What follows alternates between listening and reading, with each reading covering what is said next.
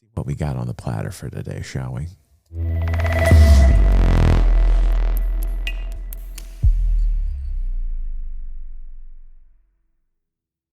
All right, engineering being tested in the game as we speak here. Let's check it out. Hands-on from, I believe his name's Ryan of Super Mac Brothers. I really like this channel.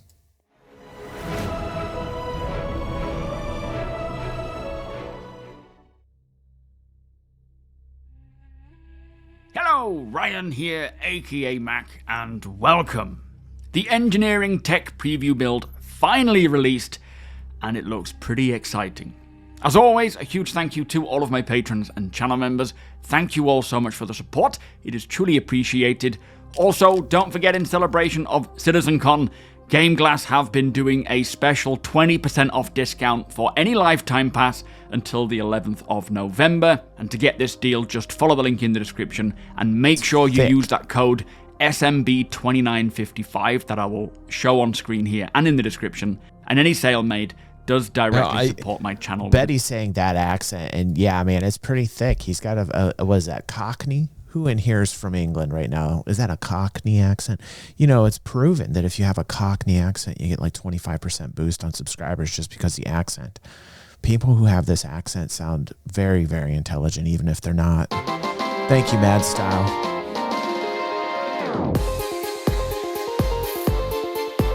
"38 months like a boss." Direct kickback, helping to support my work. So a huge thank you to those of you who have done so. So, as I say, the engineering tech preview build for the Eva Catty dropped around midnight last night, which by the time it dropped, I'd gone to bed, but upon waking up, I could see that it was still available to download. So at the time of writing this, I tried to download it. It eventually got downloaded. I launched it a number of times. Damon's flexing his subscriber monthage. Damon having to put Mad Style down and in his place. Damn, Mad Style. Damon OGing you right as we speak. Mad Style with 38 months. Damon over the top with 58 months with the smackdown. I love you both. Please, please keep those fights out of this chat. It's so extreme. You guys are going to go at it. Damn it. Most of the time, I couldn't get past the loading screen. What's up, Diva? But I did manage to get about 30 to 40 minutes hands-on with the new engineering system after trying to load it for so long, and so far, it is phenomenal. It is very buggy, which I will speak about a little bit in this video, but everything that is new, guys, is buggy. Like, I don't know why people are so spoiled to think that in an alpha, when we're just... Listen, this isn't Ryan's fault. This is just conditioning by mass hypnosis of content creators that are pushing narratives that they know nothing about. They don't know about game development, so what they do is they push the narrative down people's throats that everything in this game is bugs. Yeah, right now, yeah. Like, because it's introduced, right? They code it in, and then, like, people test it. This is what's supposed to happen. And then, you know, Eva Catty gets their hands on it. Then the different waves get their hands on it. And then what happens after it's released into the PU? There's more bugs. Now that part might be unexcusable, you know. But in its initial format, everything that's new has bugs. I mean, that's part of game development. And people who get upset about it is purely... It's insanity.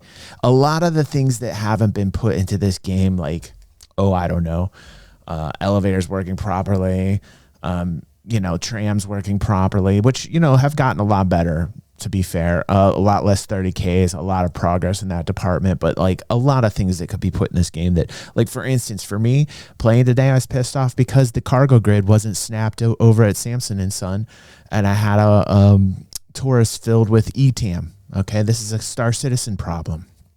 And then I get out, I see a whole bunch of 8SCU cargo boxes everywhere of scrap that were contracted that the guy before me left at the wayside because he's like, screw this, the cargo grid doesn't work.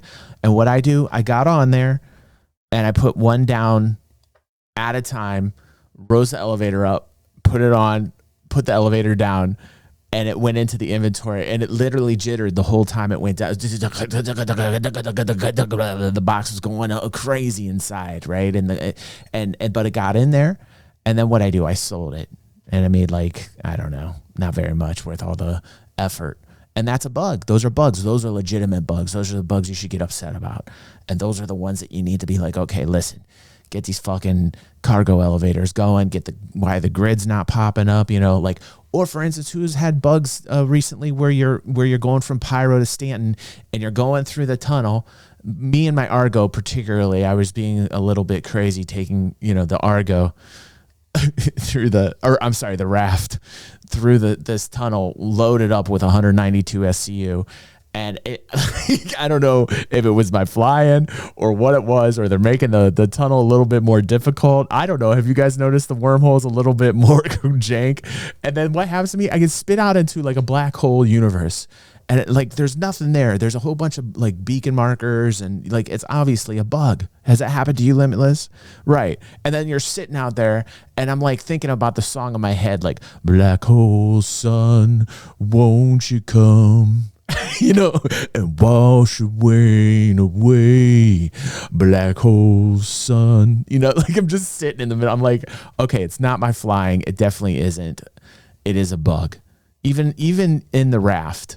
Okay, so that is a bug to be upset about. These are bugs you can be upset about. Introducing new features, engineering like brand new features when you're putting it through its paces and Evocati and all the different phases and levels of the PTU, all the waves that hit it, right? There's going to be bugs. There's just going to be bugs. And then most likely after they release it to the PU, there's going to be more bugs. And this is the process that a lot of us know. Does it make it okay in every instance? No. It doesn't. You can't pass the buck. It can't be okay in every single instance. Thank you, Retro. 23 months like a boss, yeah. Retro game out, 23. Dude. Awesome. Everybody's flexing their subscription monthage here on the channel. That's can we hear it for everybody? Thank you so much for the love and support tonight. Thank you for being here live with me right now. Let's check the scoreboard here and let's see if I'm on the community hub this week real quick, and we'll get back into engineering. Okay, let's see. We're going to refresh this, Pepe. Let's check out where we're at here. Okay, people are watching Salty Mike reruns from CitizenCon. 317 people are watching the reruns on Salty Mike's channel. How many people are in here? 6? Okay, maybe we just suck. Let's just see. Let's see. I think we're around, how many viewers do we got? Let's get a viewer check here. Viewer check of 16. Okay, so we should appear somewhere around 16. Let's check this out. Here we go. Here is MDA009 with 16 viewers. There is Sturman and Froscher with 24 viewers. And then you have Jinef Rackham and no... Oh, shit.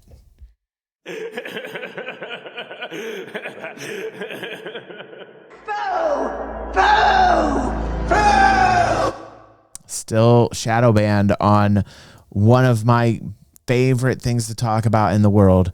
Still shadow banned on my passion and my joy and the love of gaming and Star Citizen. Still here, still talking about it, even though the people at Cloud Imperium are apparently shadow banning me because the people who hate me won over there, and the people that love me have no balls and did nothing to help. They're just sitting there while the haters be hating, and the loudest minority are going off about my soul patch. And fuck this guy, he's an idiot and clown. Turn him off is what they said, and they won. The loudest minority won. So all I have to say to those people is go fuck off. But hey, the good news is Salty Mike has 317 people watching his reruns right now. That's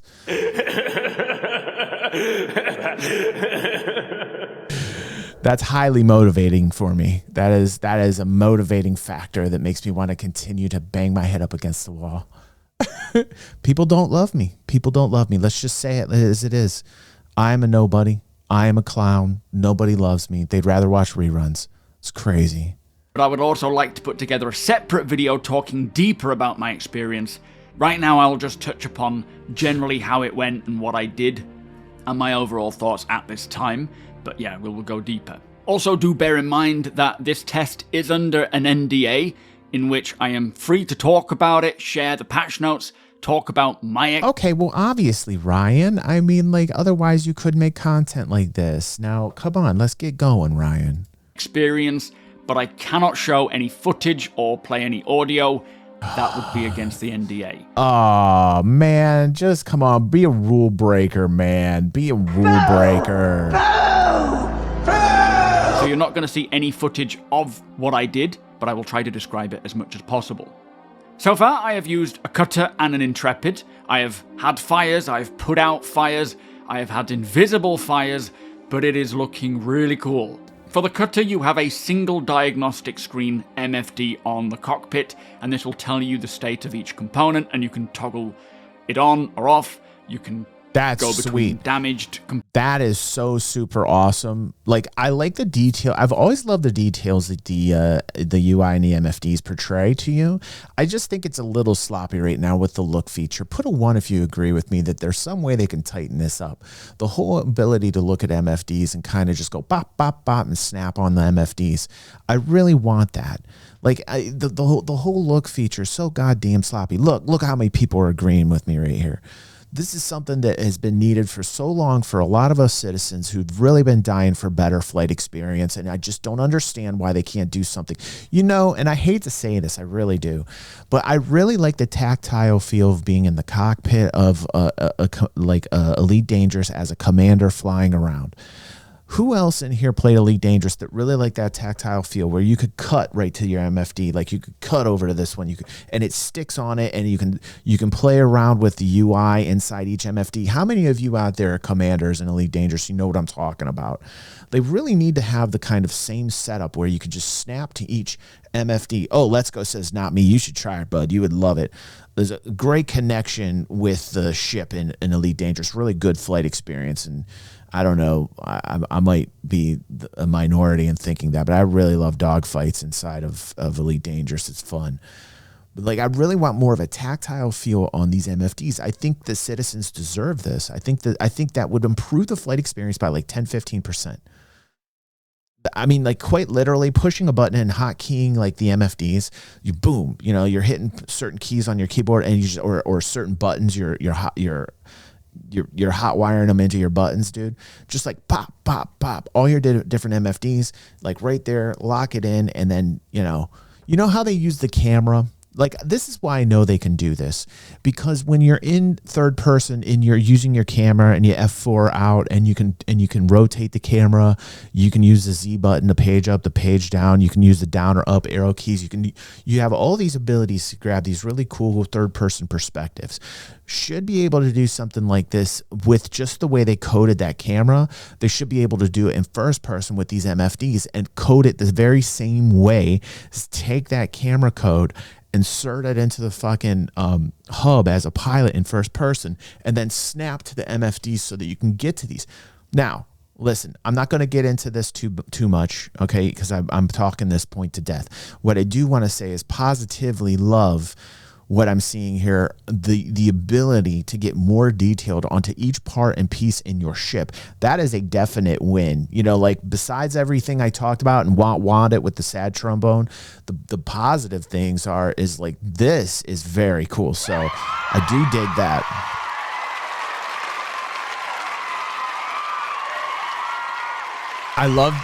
I also love to be able to use the repair tool, which is like the salvage and repair tool, the rifle. I can't remember what it's called, but you get little cylinders, and I tested it out one time, and it was really fun.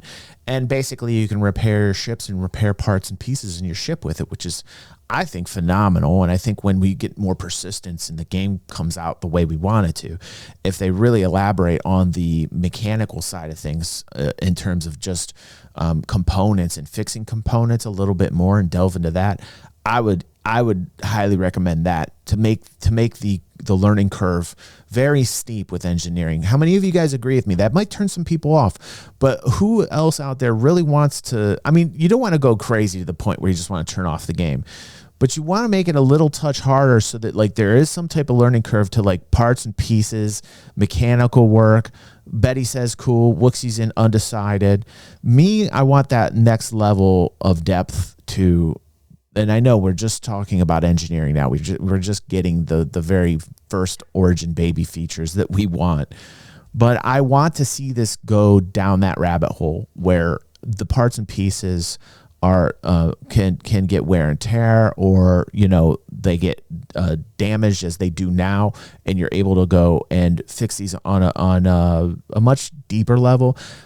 I don't know, everything you point and click with a laser, they better be careful putting too much more of that in. Components, critical components, or failures, so you can sort of switch between which ones are in which state, so you can see exactly which ones need attention. Plus, when a component is damaged, you can hit this repair to fix it once, from what I sound like, and only once. But after so much damage, the MFD just turned off and wouldn't come back on again. I believe that is a bug, or maybe I needed to... Or some type of power outage, and you get like a repair nanite, some type of repair nanite thing, which we can introduce just like the new med gels for the beds. We can do like some type of repair nanite gel that you could put in here, man. Like there can be so many different commodities associated with like flight, and you can only do it once. Yeah, like that like the determining factor is you're only able to use it once. I think that's good. There's a lot of gameplay you could think where like, well, maybe that's a bad thing, but I think for the most part in PvP and in I don't think it's that big a deal if it's just one time. Plus by the time you're hitting those components getting hit like that, it's almost game over even if you were to repair. Like, you start to lose flight capabilities, and like I'd imagine the repairs strictly for like if you get super lucky and they leave you alone, or maybe he blows up at the same time that you get damaged type thing, and then you're using your repair, or you're using it as a buff to get away from somebody while you're going into quantum. That would be nice. That would be something that PvPers would bitch about, because it might give them a few extra seconds, right? Like it's hard enough for the inexperienced to grab somebody, and it's not as so hard for people like Mongrel. But there's still a level of difficulty even for people that practice snaring people all day long. And adding a few more seconds could be vital for the pilot trying to escape, but it could be deadly for those people that are already having a hard time getting people snared. So I don't know. That could be a hot button issue. To swap out the power plant, I don't know. I couldn't get my multi-tool to work. For the Intrepid, I loved the engineering terminal. What's up, it Superman presents Daft? so much information and a hollow view of the ship, of its interior, and all the necessary info you'll need. You can toggle the relays, the doors, the components, temperatures and pressures. It'll tell you all that information. Love it. All of it very interactable as well, turning things on and off, opening doors, locking doors. You can also create your own presets, and in the case of the door locking shut, you can open them that way. So if you have someone on the bridge using, or in the engineering section, communicating with them where you can't maybe override a door, they can do that for you. So as I say, lots of bugs, but overall a great system that after fixing these bugs, tweaking things, I think this is super exciting for me. I mean, this adds another layer that is just cinematic and fun. Those will have a lot of bugs associated with it, but like your ship on fire like this from the inside out adds much more drama to the situation. Being able to do something about this and repair it in the manner that's, a knowledgeable player could fix your ship is indispensable. I mean, like you definitely would need an engineer in cases where the learning curve was a little bit harder, which I highly recommend they do, rather than just making this all beam citizen. They got to get into the nitty gritty with some of this stuff. And, I do like the ability to add components in the new UI with the MFD screen where you can look at the health on each. I think I like the repair. I'm still kind of on the fence with the one repair kind of thing going on. But I really love this. To me, this gives you that immersion that I've always wanted out of any space sim, which is, shit goes wrong in your ship. Perhaps you can fix it and get back home. Or if you can't fix it, it's soft death derelict time and you get the fuck out while the ship burns And it's like, whoa, it's heavy. It's a really cool feeling when you're in the verse and you just, something bad happens to you. I saw a Corsair outside of this pirate base I'm camping at. And this Corsair expedition was just sitting there blinking red lights. And I pulled up. I'm doing the craziest shit right now. I'm flying an Argo raft and I'm like loading it to the max and I'm just like doing these crazy drug runs right now. I don't recommend it. The profit isn't there, but it is fun and exhilarating. I got in a fight at one of these areas while I was loading up, and I ended up getting in a sniper fight. It was a blast. It was an hour of fun. And, you know, for people that say that this game is not fun, or, you know, I don't get it. I had a blast last night, and I was an hour at this particular pirate area, headhunters area, and I was laying low, and it was a sniper fight. I won, and I loaded up and got the fuck out and blew a ship up just because I was like, ugh, take that after I killed you. Yeah. It'll be a lot of fun for us to get used to. It felt pretty far along in terms of quality and visuals, and hopefully these bugs won't take long to get fixed. There will likely be a lot of balancing to do to make sure things act accurately, the room temperatures and things like venting ships and reintroducing the atmosphere. It all felt very intuitive just out of the gate, looking at the screens especially, but I can see that there is a lot more to learn. There is coming away from it. There was so much that I didn't check that I never even thought about, but yet there was so much information that I consumed just from that 30 to 40 minute test. So a lot to learn, a deep system that I think a lot of people will really enjoy, especially if you want to get into engineering.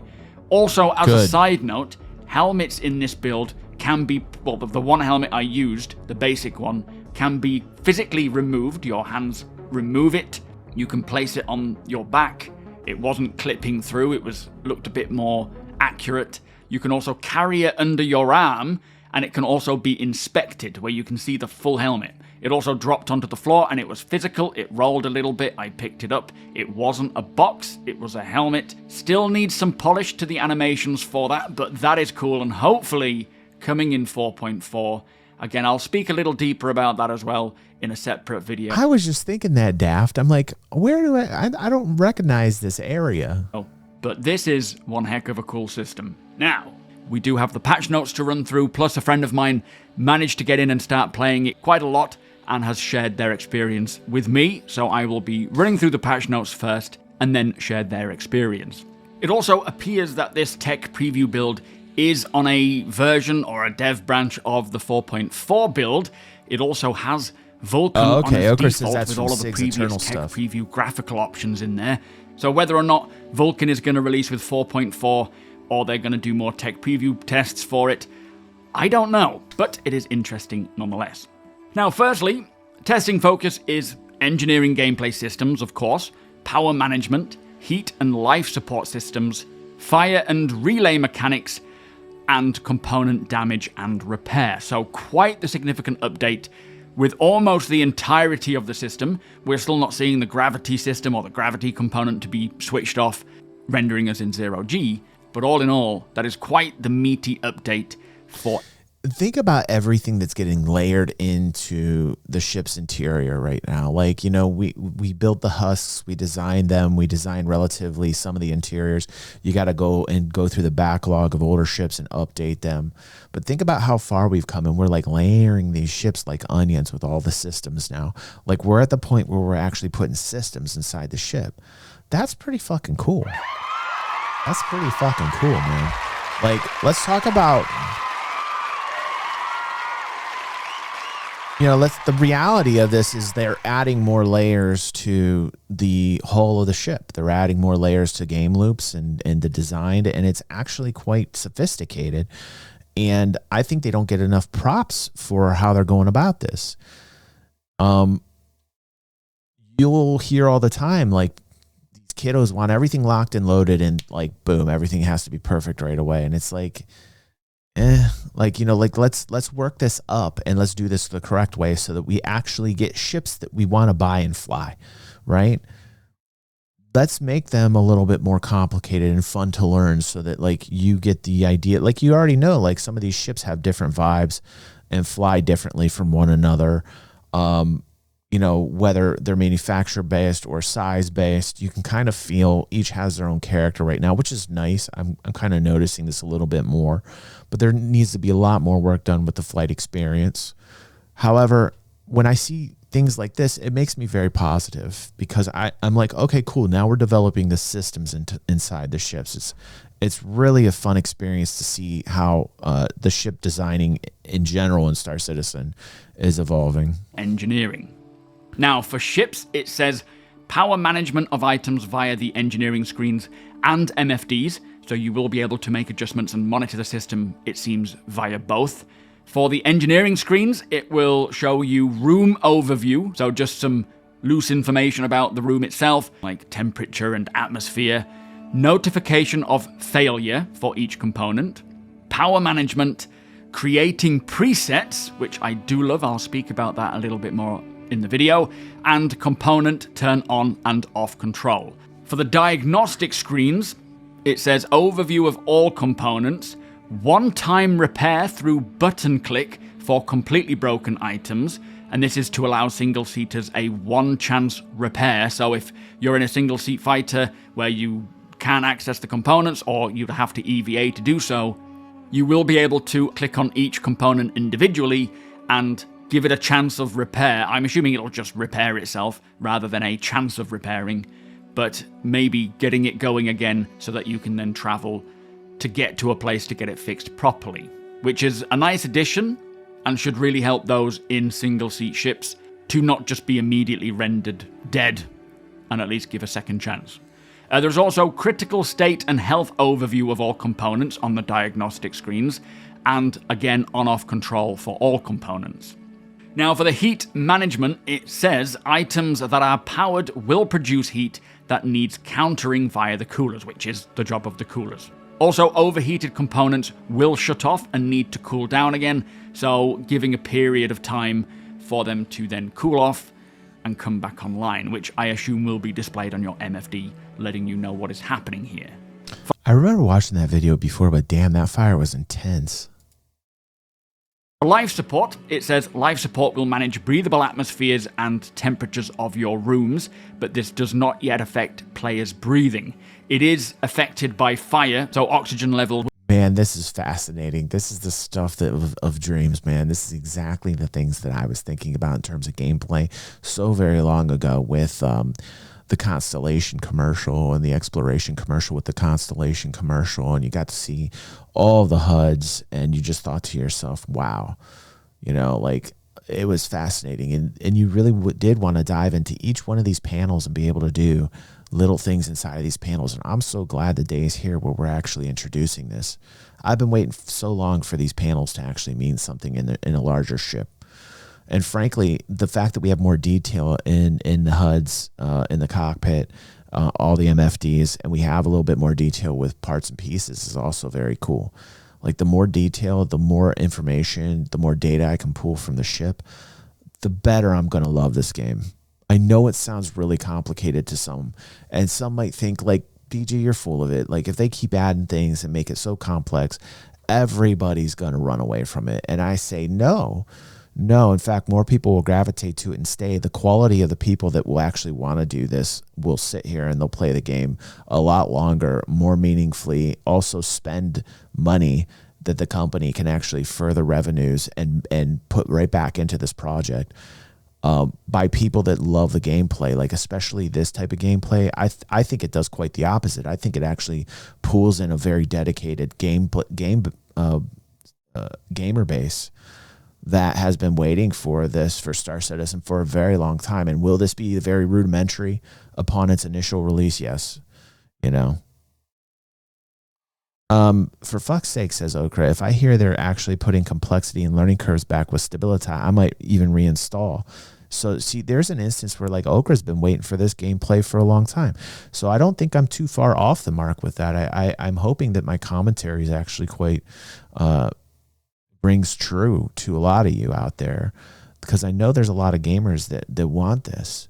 I'm not even huge into engineering, but I'm glad that the complexity is there and I will learn it, right? I won't be the type of person that goes 110% engineer, but I appreciate the person that does, and I appreciate their type of gameplay. It's the same type of gameplay you see from like economic, like traders. It's the same type of gameplay you see from miners. It's the same type of gameplay you see from salvagers. They're very dedicated. They're very into it. And the more loops there are and the more complex it gets, the better and the longer those and the better quality of gamer that you get, the more money that they will spend, and the more they will talk about the game in a favorable way to other people that also like to play it. And also it keeps out the kiddos that just want the run and gun BRs, you know, shoot, explode, die, repeat, shoot, explode, you know, die, repeat, the type. It gets rid of it. It's like a natural filter against spam. It's a spam filter, you know, is essentially what it is. The challenge is the fun part, right? And I think that's where they're going with it. And a lot of people disagreed with me a long time ago. They said, no, DG, they're not going to get to this level of complexity. They're not probably even going to have this in the game. There were plenty of people that thought that this was just like all going to be mock for forever. They didn't think that any of this would actually be included in the game, even after the updates they did to the UI and the MFDs and the HUDs from prior patches. They were like, it's still not going to be great. We're working our way towards something bigger and better that's going to draw in higher quality players, and I think that's good on all fronts. Zav says, you're on point, DG360. I love the direction they're taking with this. So do I, Zav. The more loops, the more opportunities. It will appeal to certain types of players. Right. Right. Arcade style is for kiddos. Right, Betty. You know, like I don't want it to be an arcade. I want it to be a sci-fi sim. Right. Ogre says, NMS is massive, and with an incredible amount of press button here, gameplay as fun as building a ship is, there's just very little there. It's a beautiful eye candy to look at, Okra. I enjoy it, but it's nothing to the scope of the vibes and the feels that I get from playing Star Citizen. Right, Okra. You know, this is the thing. The more they do this and add complexity, I think the more successful they're going to be. And like I said, the very inception of this is going to be very rudimentary. And a lot of people are going to be like, oh, this is it. There's 50 fucking million bugs. Oh, these get like 30,000 views. There we get 50,000 views. Let's shit on Star Citizen more. Oh, yeah.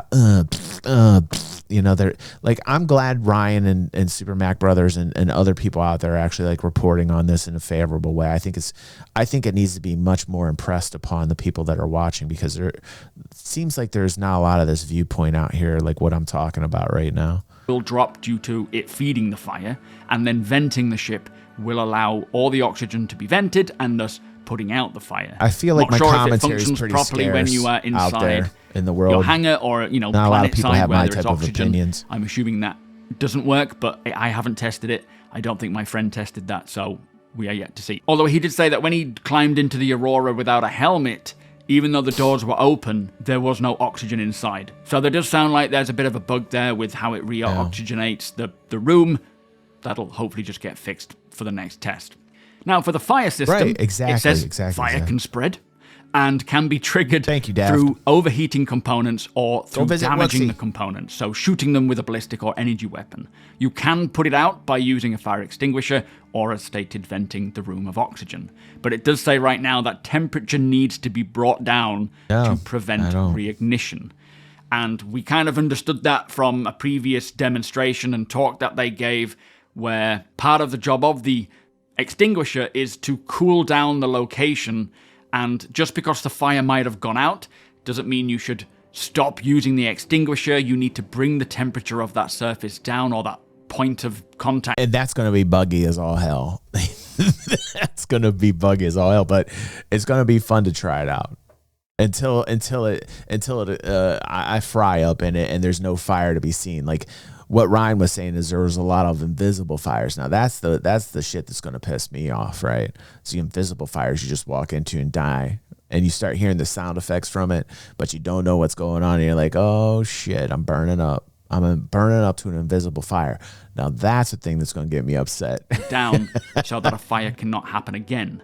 And from what I've heard, there is a few bugs with fire, mostly with it potentially being invisible, where you see the temperature rising and even hear the fire, but you can't see it. So there's a few fixes needed to go there. That could be a Vulcan thing. Put that in the fire. Put that Pico on the fire. Now for the relays, these connect items throughout the ship, and it also says that the relay function changed and is not in yet.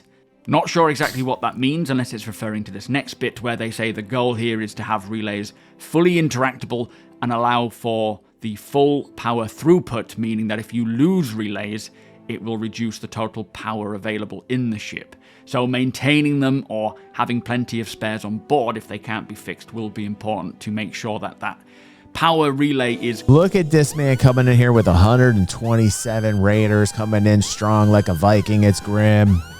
Let's hear it. Look at this man. His name is Grim, and he's Raiden. Thank you, Lord Killjack. Welcome. You are now an algorithm, buddy. We are watching the new engineering gameplay, which is... So stick around, sit down, get yourself a refreshment. What's up, Zen Wraith? What's up, Blurry? Look at all these algorithms coming in. Grim, you're the man. Let's hear it for Grim again. Holy God. Let's hear it for the man. Yeah, what's going on? Thank you, Super Shoe. Thank you. Look at this. Look at this love train brought here by Grim. I just gotta take a moment and just fully. It's like magic. Like, what did he do? God bless this man and all the people coming in here. Okay, we're gonna watch this for a little bit. Let's check it out. Continuous. It also says that relays are not the weak hard point anymore, where if you lose all fuses, you render that part of the ship dead. And I think what it's saying here is that if the power isn't going to a section of the ship, then that whole section will be essentially dead until power gets reintroduced. How was your stream, Graham? Rather than it just killing the whole ship. Hope you had a good one, buddy. It is more systemic than that. I know that is what they said they wanted, but whether it's working like that is yet to be seen. And it was worded a bit confusingly. Now, for ship damage, ship weapons will penetrate the hull of a ship and damage components below, and component death will result in components not being functional, but they can be repaired. Also, power plants can go into a critical state that will make the ship explode, which they say for this build they cannot be countered, but in the future... It's exactly what I want to bring in a higher quality gamer that likes this type of gameplay. Like I said, I will not be really diving too deep in the engineering. I will learn what I have to learn to fly the ship. However, I will want somebody that likes this, that digs this style of gameplay, which there are plenty of people out there that want this.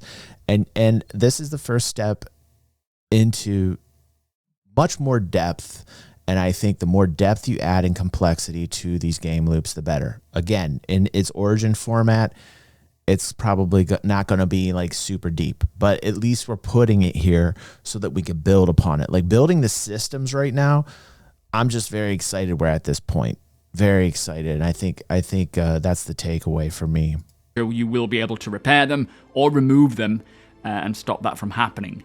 But this is the kind of where ships will suffer irreparable damage, as a power plant exploding will be pretty catastrophic and will blow up the ship into, I suppose, what is classed as a full death. Also, regarding ship armor, it says that armor for ships did not make it into this build in time, but I think what it's referring to here is the faked stats for the impression of armor and penetration, not the full Maelstrom armor system that will come at a later date. I don't expect them to have Maelstrom physical armor with this engineering test. They did say that they would be faking this for the time being. Whether enough time has passed to roll out this physical damage system so armor can be present, I don't think so, but I don't know for certain, so I wouldn't want to say either way. Now, in relation to this, it also says that weapons have been balanced to account for penetration and new damage states. Now, I'm not sure what these new values are, but it will likely be a temporary adjustment until the physical damage system comes in, if it is not there yet.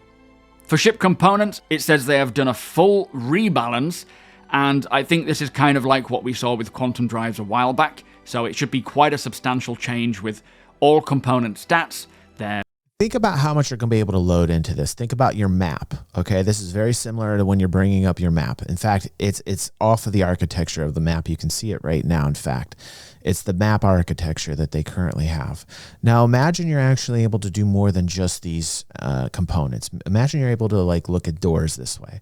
Imagine there's buttons and okay, doors. Now, which doors do you want locked and which doors do you want unlocked? Right? Like imagine you have a ship large enough where you have a system where you're like, okay, this area I want locked down. This area is going to stay open. And you could go in and you can go to each door and lock and unlock each door. Does that sound crazy? A lot of people probably, you know, a lot of us aren't going to want to take the time to do that. However, I think when like you're an organization and you're collecting assets and you're talking about growing the organization and the value of the organization, and now you've got the purchasing power of your organization inside a larger ship, and you don't really want to be the one responsible for losing those assets. In fact, you want to help so that you can actually grow the organization. Then locking doors becomes a lot more important.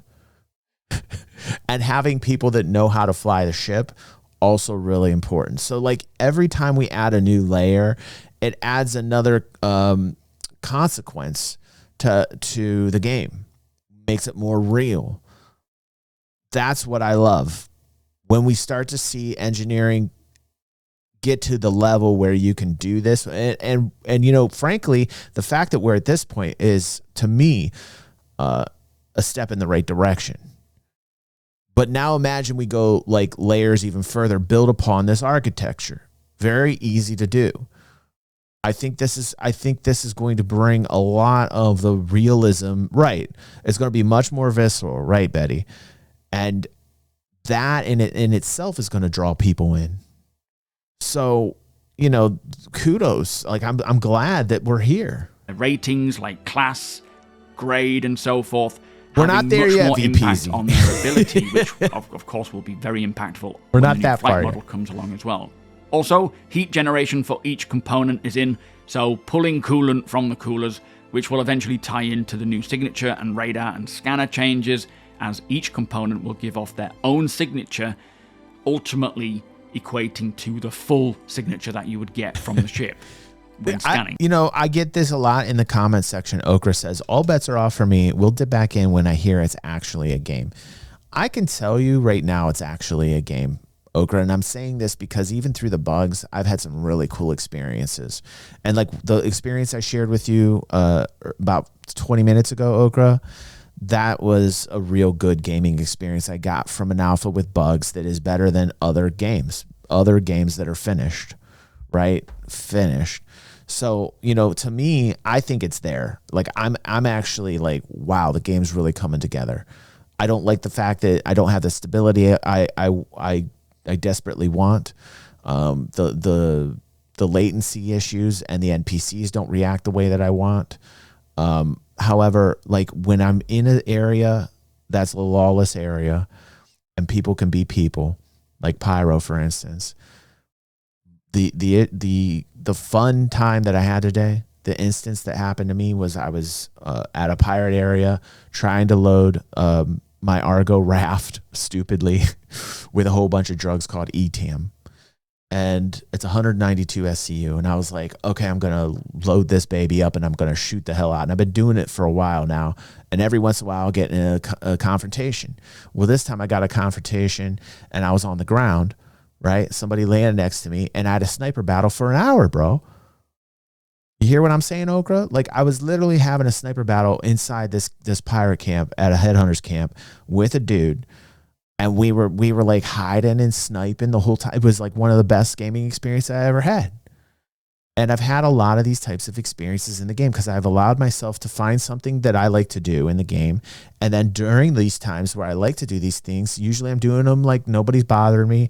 And then one time out of like every 3 hours, one time out of every 3 hours, something happens to me while I play. Whether somebody's trying to shoot me down or whether somebody's shot me down or whether I'm on the ground, right? I'm in a situation where there's going to be people that I'm going to have to confront, and that makes the game fun for me. And I don't think enough people talk about it like that, right? Plus, each component's health has been updated and their resistance to damage. And then finally, for FPS, the repair gun now repairs components and consumes RMC, so make sure you have RMC on hand, which the consumption rate has also been updated. And fire extinguishers will cool down and of course put out the fire, but also you can place them in the racks and they will recharge.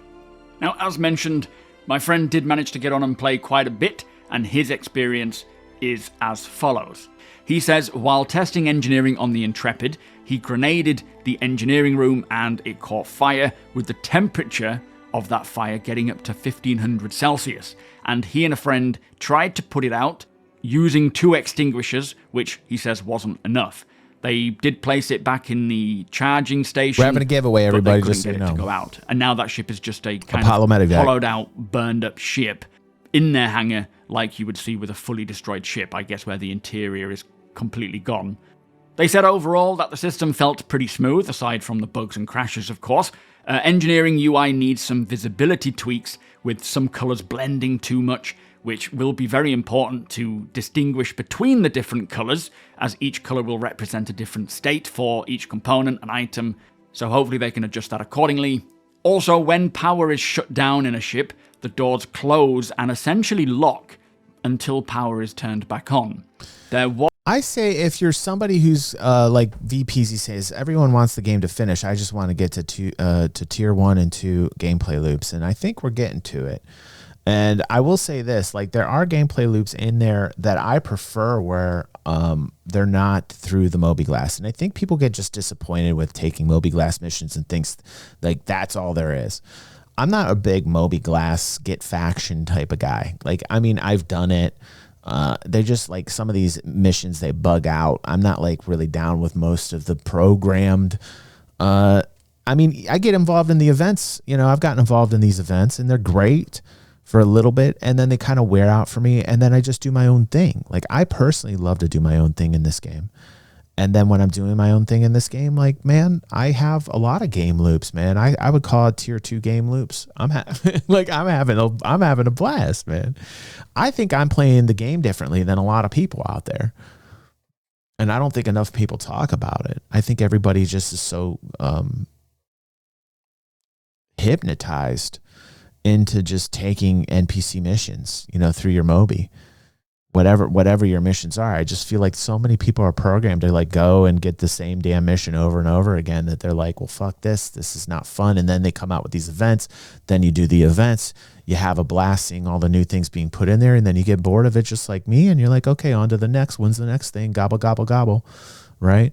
Well, if you get yourself out of that mindset where you don't want pre-programmed missions and you just want to find your own life out there in the stars, I say, man, grab your favorite ship, do what it is that you like to do. And if you get bored of it, find something else. Right now, I've gone from rock mining on the ground to salvaging to drug running. I'm going through all these different types of professions right now.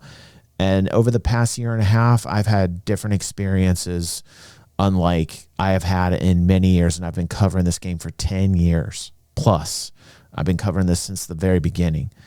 And I was talking about this theory of crafting with our community. We got super popular theory crafting this. And now here we are this many years later, and I'm actually playing it. And I'm having a blast with it. So, like, I think that if you take yourself off of the NPC titty and you stop breastfeeding these Moby-Glass missions and you find a way to, like, use SC tools or something to figure out, like, different types of commodities you can run for money, or, you know, like, or the drug running. They all need the rewards raised. But I mean, like, without a shadow of a doubt, especially if they want more multi-crew participation, they got to raise the rewards up. Yes, put a 1 if you agree with me. Like, I got to tell you, I say this, I've been saying this every single show for 8 weeks straight. And I can't tell them enough. Raise rewards in every single bracket so that it actually endorses multi-crew gameplay. Why can't they figure that out? It's so moronic that they don't just raise rewards all over the board. Imagine you're multi-crew, like, let's say somebody wants to go drug running with me. We go to another system to get, like, margin out of this. We go from Pyro and we take these over into Stanton. We get an extra, 10, 15% margin. But all in all, you load up, whether it's a Taurus or you load up like a raft, and you load up and you're at that level. You're not like at the A2, the Merc, the Hercules level, and you're just at that level. Imagine you get another person, you're having fun with them, 2-3 people, right? You like 3 people max. Let's say you got a 3-person crew, and then you're shipping that. It's barely enough margin for one person. It's barely enough to me to be like, do I want to do this again? You know, I'm making like at best maybe $1 million an hour, right? Doing it, but I like the fun of it because I run into other people, and it keeps me alert. It keeps me like in a PvP atmosphere, right? And I'm making the money that, even though it's slow growth and it's not giving me as much as I want, it's giving me a decent amount, but it needs to be raised for the amount of risk that I'm taking. Now imagine you add another 1 or 2 people to that. Well, now it's not worth anything. Now I took what's barely enough for myself, and now I got to split it 2 other ways. That makes no sense. That's why I continually pound the table that they need to raise the rewards. And the fact that they don't is just beyond all logic.